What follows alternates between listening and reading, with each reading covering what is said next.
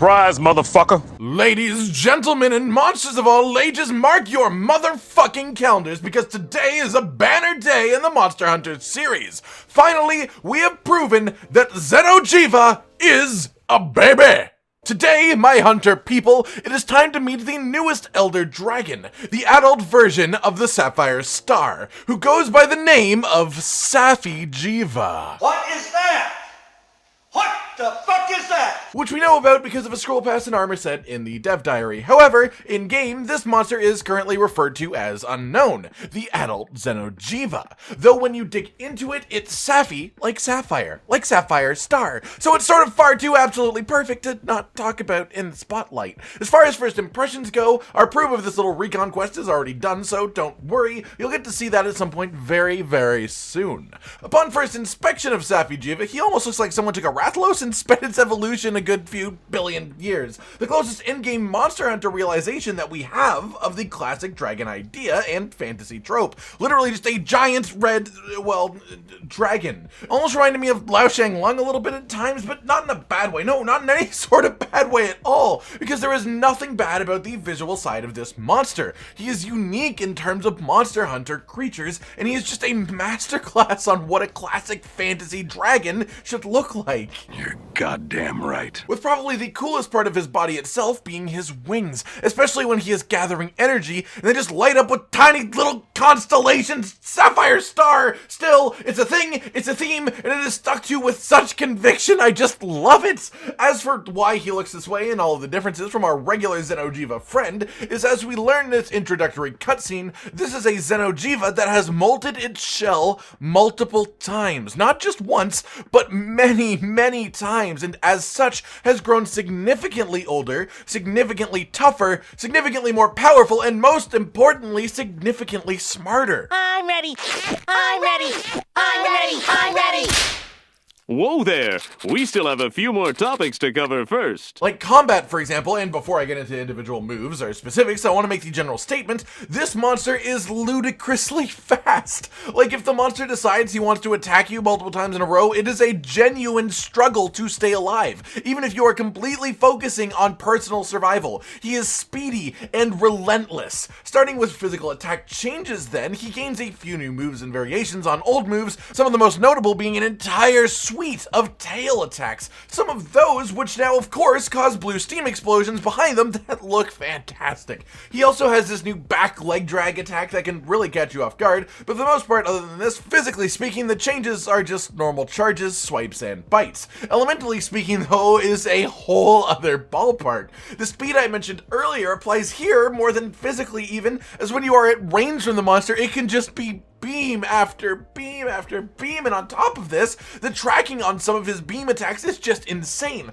Like, he doesn't just track where you are, it doesn't just aim where you are standing, it looks at your trajectory and your speed, and if you don't adjust course at the last possible second, it straight up will hit you. This is what I mean when I say he's significantly smarter. Like, this is very clearly not just a game design mechanic decision. You can see the monster's cold, calculating eyes staring ahead of you as he charges up the attack, and you can actually see when he does a tracking beam because his mouth lights up this ungodly blue beforehand while he aims his head at you. It is a beautiful little mechanic that makes this monster so much more frightening. You didn't see that coming? Especially because he does have the choice to do the normal beams that just go where you are as well, and that can throw you off so hard, though that slick visual cue, that little blue face charge, once recognized, makes this mechanic way easier to deal with. As for its general attacks, you'll recognize a number of movements and concepts from these Xeno'jiiva fights, most prominently being the blue mouth beams, which now are extremely precise, and even his tiny little blasts still have the power of an entire laser burst behind them.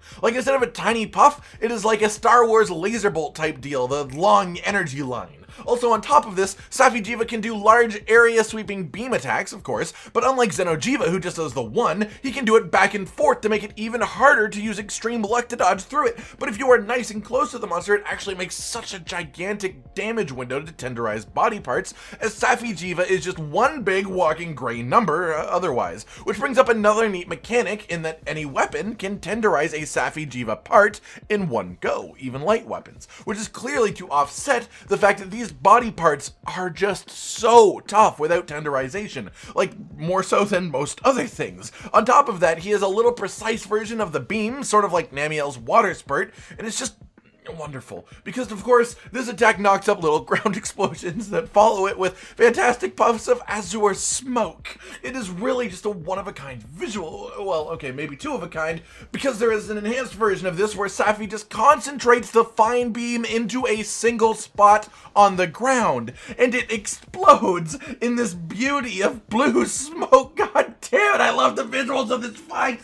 After your initial zone swap, about halfway through the fight, you'll see Safi sucking the goddamn energy out of the floor, looking at that constellation that I mentioned earlier because it's a sapphire star. This is labeled in-game as a heal, and you can actually physically see what it does too, as it untenderizes any parts. A little miniature version of this can also happen during the fight, which also untenderizes any parts, even if you literally just tenderized it. Safi also, of course, has access to the classic Xeno'jiiva circle explosion that comes out in ringed tears, but faster and deadlier. And then before we get into the super exciting stuff, once you are in the second area, Safi'jiiva actually has the enmity mechanic from Behemoth. Meaning that he will choose a target by drawing a red line to them and then just focus fire the ever-loving hell out of them. And if you think you can chase it by avoiding his ranged attacks, you are wrong! This motherfucker comes after you, and his physical attacks are absolutely no joke. Speaking of which, his final physical-ish attack, I guess, is a pin. Yes, he has a pin, and I didn't know about this until it happened to me, and he just sticks you in his mouth, and instead of straight up eating you, which I'm 100% certain he is capable of, he fires the beam into you at point blank range while fucking holding you in his mouth until the pressure and energy buildup literally forces you to the ground. And fuck me if this isn't the coolest pin I have ever seen. But that's okay. Calm down. I know it's fucking awesome, but I really need you to calm down if you are going to survive the next move, the last move. It's also fucking awesome, the super move.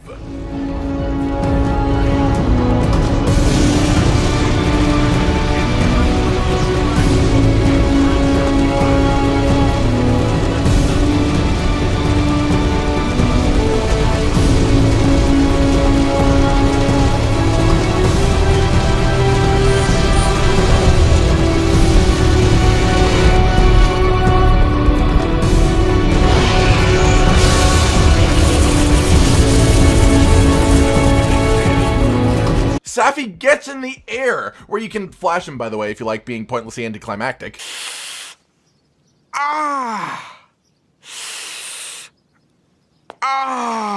And then he just expels this heat onto the floor, which I don't think usually helps with the attack itself, but serves as a fantastic Hunter warning sign, as what follows is a motherfucking literal tiny blue, or sapphire, I suppose, energy ball, or star, I suppose. A sapphire star! He fires a literal sapphire star into the floor, and it causes quite possibly the largest explosion I have ever seen in a Monster Hunter game. This is absolutely untold levels of power here, guys. This attack is ludicrous, and if that isn't clear enough from the visuals, in order to survive it, you have to take another trick from Behemoth and hide behind a rock when it happens. These rocks, by the way, do just happen to be around the second area of the fight, and can block any of Safi's ranged attacks, so that's real neat and advantageous to be aware of. Speaking of environmental boons, there is also an unstable floor in the first area to stagger him, as well as a couple of boulder rocks that you can shoot slinger ammo at to make drop on his head for an extra down period of free damage.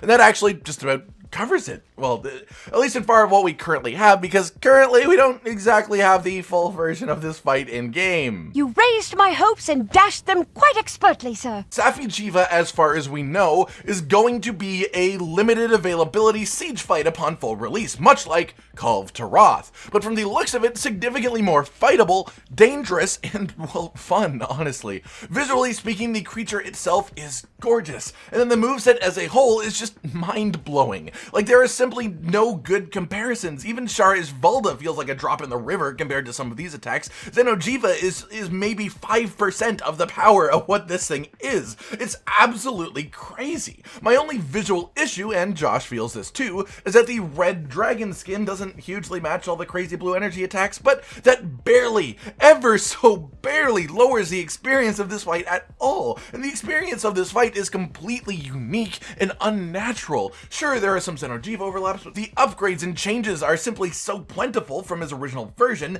that he might as well be a totally different monster that just has the same origins. And altogether, as far as this recon quest goes at least, this is one of the greatest spectacle monsters I've seen in a long time. And we still have no idea what the actual full event monster will do to alter this further. After completing the first recon quest, you get an item called Rigid Dracolite, and upon further inspection, it just sits in your monster material section of the item box with no discernible current use in game. It has nothing to do with pendants or equipment of any kind, and you can't actively use it in its current state at all, from what I can tell. But the description is very interesting, specifically the second part.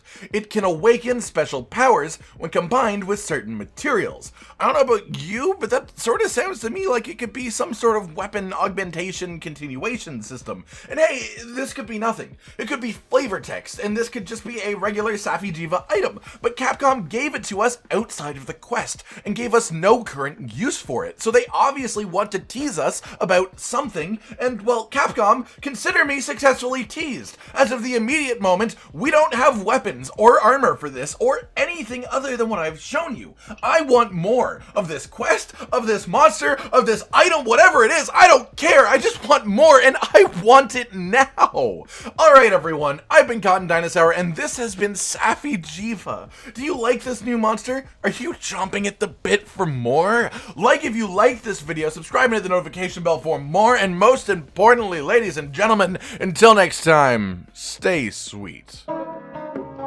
This is the brand new outro to tell you all the things that you do that we love, so let's start with something simple and say, oh, we love your eyes. When they're watching us play video games, we make a bunch of jokes that are kinda lame, or when they gaze upon our failures as we try to kill the monsters or report important news about the Kingdom Animalia. Rage, Cotton, and Hollow are all here, talking about the things you want to hear, so if you want to be the first to hear, like and subscribe and the bell and we'll cheer. Some of you are patrons, even though we are all the noobs and you're the pros. There's nothing we can do to thank you. No, really, there's nothing we could possibly do. Goodbye.